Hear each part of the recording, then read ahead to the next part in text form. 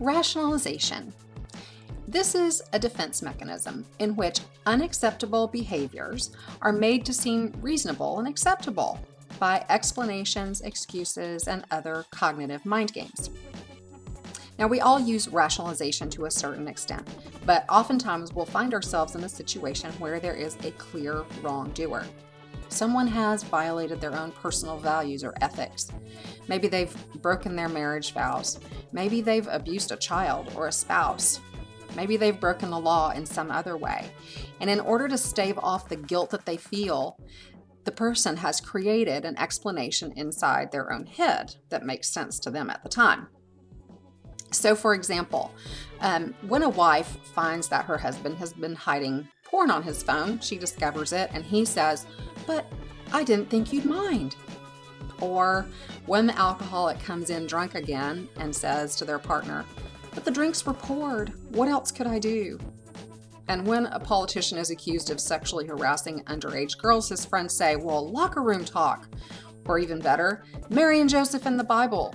Mary was an underage girl. Joseph was an adult. See, it's fine.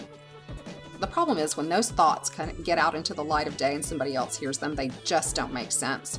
We call this rationalization, but the excuses are often pretty irrational.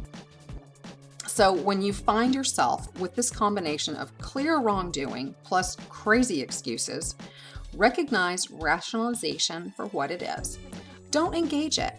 Step around the rationalization, climb over it, ignore it, and move the conversation back to the original issue.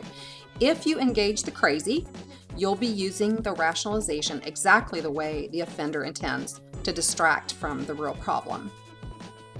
So instead, you might say something like this: "I know it's painful to face reality, but you know my boundaries on this topic. I cannot have pornography in my marriage, and I cannot live any longer with this drinking that is killing you, and I absolutely will report to the police and press charges against anyone who abuses a child." Your friend, your partner, your favorite political candidate may use rationalization to cope with reality, but you don't have to. You can choose healthy boundaries and make good choices even when reality is painful. I hope that helps you like it has helped me.